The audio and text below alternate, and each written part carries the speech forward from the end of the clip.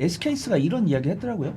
삼성전자한테서 HBM이 이겼지만 CXL 2.0이랑 DDR5까지도 삼성전자한테 이기겠다. 반도체 가격이 견조한데 삼성전자가 HBM3 8단 이하랑 우리가 알고 있는 DDR5나 낸드 플래시 이런 것들은 잘 팔고 있다라는 것이고, 삼성전자 밸류체인이라고 하는 종목들 중에서도 실적이 견조하게 나오는 종목들이 있는 겁니다. 제가 관련 종목들을 몇 개 말씀을 드릴 건데, 일단은 전공정 장비 관련 종목들이 제일 강세를 보이더라고요. 언제나 저는 후공정 관련 장비들은 안정적인 실적 추이를 보여주는 게 장점이자 단점이다.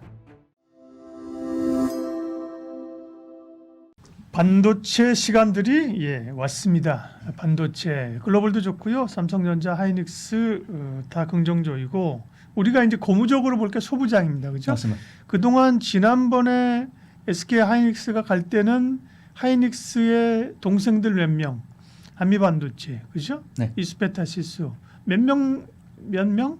몇 기업 말고는 못 갔어요, 그죠? 맞습니다. 삼성전자와 그 밸류체인들은 말할 것도 없고요, 그죠? 네. 소위 이제 죽 썼잖아요, 그죠? 네. 근데 지금 오르는 것은 이제 뭔가 소부장들이 같이 꿈틀거리면서 간다는 말이잖아요, 그죠? 맞습니다. 이걸 어떻게 이해하고 어떤 기업을 볼 것인가?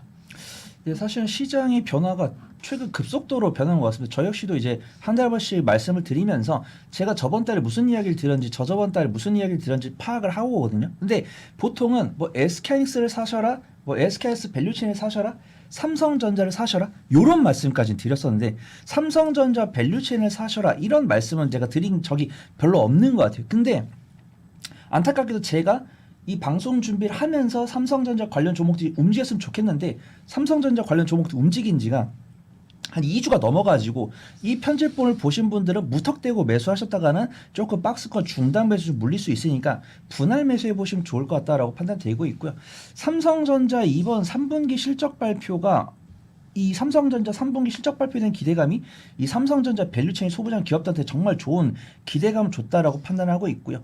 그 이면에는 이제는 삼성전자 관련체인 종목들 만약에 정말 저는 3분기 실적이 잘 나올 거다라고 판단되고 있는데, 제가 틀릴 수도 있는 거잖아요. 근데 저는 틀릴 가능성이 크게 없다라고 보는 게, 반도체 가격이 견조한데 삼성전자가 HBM3 8단 이상을 못 팔고 있을 뿐이지 HBM3 8단 이하랑 우리가 알고 있는 DDR5나 낸드 플래시 이런 것들은 잘 팔고 있다라는 것이고, 삼성전자 밸류체인이라고 하는 종목들 중에서도 실적이 견조하게 나오는 종목들이 있는 겁니다. 그 다음에 삼성전자도 파운드리가 적자를 냈기 때문에 반도체 사업부가 약간 보합권으로 나왔지, 삼성전자 반도체 관련해서는 흑자를 유지를 하고 있기 때문에 못할 건 없다라고 판단되고 있는데, 확실히 이 주식 투자를 하시는 분들이 성장성에 베팅을 하시나 봐요.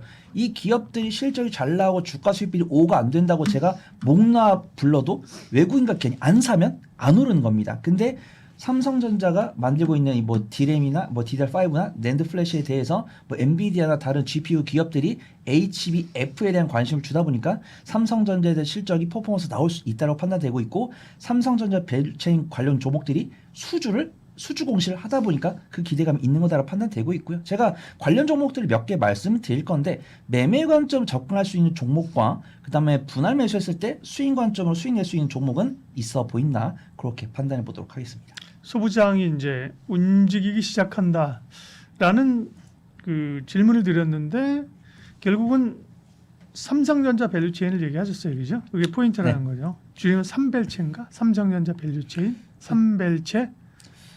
사실은 오늘의 토픽은 그거고, 네. 저는 항상 SK하이닉스 밸류체인이 안전하다 그렇게 판단합니다. 근데 SK하이닉스 밸류체인은 제가 올해 상반기도 꾸준하게 다양하게 말씀드렸기 때문에 또 말씀드릴 필요는 없다고 판단되고 있고요. 그러면 전자 밸류체인 가운데 볼만한 기업들 얘기해 주시죠. 네, 우선은 하나 머티리얼즈, 하나 마이크로 그냥 참고차 갖고 왔습니다. 하나 머티리얼즈 같은 경우는 저번 주 금요일 날 상한가 같고, 오늘 같은 경우 음봉이 나왔는데, 저번 주 금요일 날 기록했던 양봉의 음봉이 3분의 1이 넘지 않기 때문에 외국인과 기관의 순 매도가 찍혔다고 하더라도, 이거는 하나 머티리얼즈가 모멘텀이 끝났다고 해서 전량 매도하기보다는 저번 주 금요일 날 많이 샀으니까 오늘 좀 비중 줄인 것 같다라고 판단하고 있고요. 일단은 전공정 장비 관련 종목들이 제일 강세를 보이더라고요. 아무래도 삼성전자에서 이 DDR5나 낸드 플래시에 대한 라인 공정에 대한 장비 수주를 줬을 때 전공정부터 장비가 진행이 되는 거고, 언제나 저는 후공정 관련 장비들은 안정적인 실적 추이를 보여주는 게 장점이자 단점이다라고 말씀드렸습니다.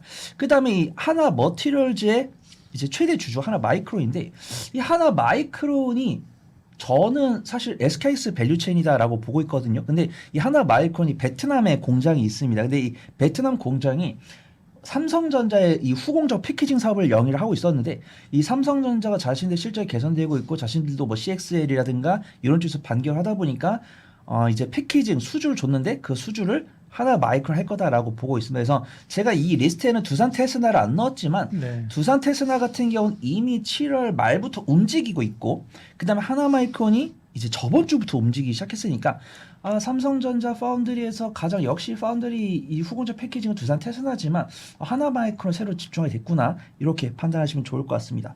그다음 테스라는 종목은 테스형. 예, 제가 2022년, 2023년에 정말 좋아했던 종목이고 제가 한 15,000원대에 사가지고 3만 원에 매도했던 종목인데 이 기업이 반도체 전공정 관련 사업도 영위를 하지만 뭐 디스플레이라든가 태양광 장비도 만들다 보니까 2023년에 적자로 전환돼 버려가지고 땅굴로 돌아간 종목입니다. 근데 그래가지고 제가 테스를 잘 안 보다가 최근에 테스가 시세가 너무 좋아가지고 보니까 2024년에 다시 흑자로 전환됐고 이 테스가 만들고 있는 전력 반도체용 핵심 장비가 상용화 성공하고 또 SK하이닉스발 수주가 이제 최근 한 달간 나왔다라고 이제 봅니다. 그래서 테스 같은 경우도 지금 외국인과 계열 수급이 들어오고 있고 2024년에 흑자로 전환됐는데 2025년 전망치가 실적이 추가적으로 갱신할 거다라고 보고 있는데 수급이 너무 좋더라고요.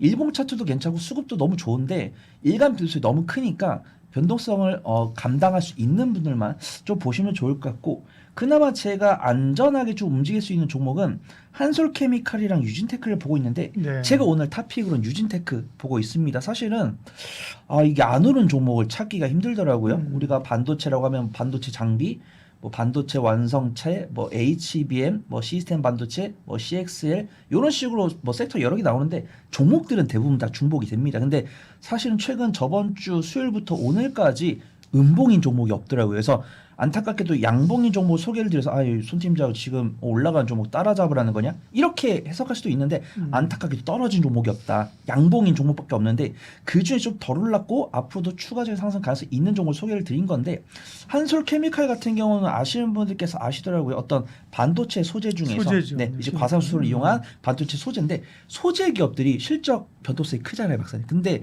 한솔케미칼 같은 경우는 작년부터 올해까지도 정말 꾸준한 실적을 보여주고 있고 2분기에도 전년 동기 대비해서 10에서 20% 이상 시장치를 상회하는 실적을 보여주면서 차트만 봤을 때 이 종목이 탑픽에 선정되지 못한 이유가 변동성이 작아서입니다. 정말 이 차트를 보면은 균일하게 천천히 우상향을 하고 있어요. 그래서 내가 만약에 SK하이닉스 샀고 삼성전자 샀고 안전종목을 사고 싶다라고 하신 분들은 한솔케미칼 그 다음에 삼성전자 SK하이닉스로 보수적인 실적 챙기고 일간 변동성 있는 실적을 챙기고 싶다라고 하신 분들은 제가 뒤에 말씀드린 유진테크를 보시면 좋을 것 같습니다.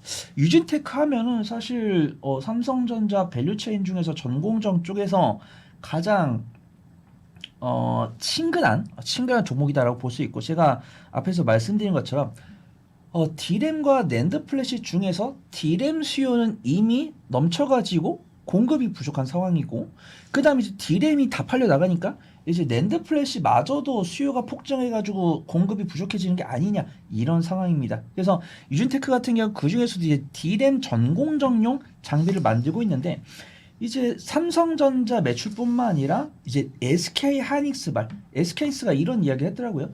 삼성전자한테서 HBM 이겼지만 CXL 2.0이랑 DDR5까지도 삼성전자한테 이기겠다 이런 부분을 밝히면서 이미 삼성전자한테도 장비를 납품하고 있지만 SK하이닉스발 추가 납품이 있을 거다라고 판단되고 있고 LPCVD라고 해가지고 진공 환경에서 방막을 형성하는 기술인데 많은 분들께서 제가 반도체를 커버하는 애널리스트가 아니니까 유식한 척 하려는 건 아닌데 저도 이제 리포트 읽으면서 공부를 하는데 어떤 고도화된 공정일수록 식각 공정이랑 방막 공정, 세정 공정 이런 것들이 중요하다라고 판단합니다. 그래서 이오테크니스 이런 종목들도 성장성 주목을 받았는데 이 방막 공정, 얇게 막을 만드는 진공 상태에서 얇게 막을 만드는 기술을 갖고 있는 유진테크의 수주가 증가할 거다 이렇게 보고 있고요.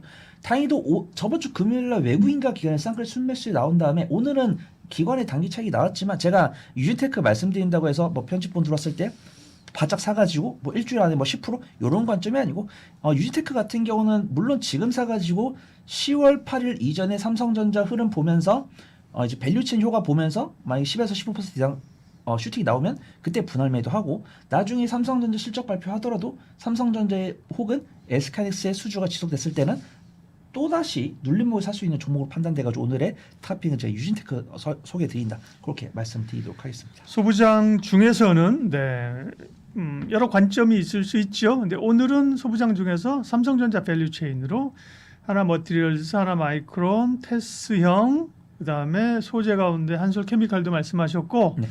그 중에서 하나만 또 이렇게 한 5개 얘기하면 제가 또 가만히 안 있죠, 그죠?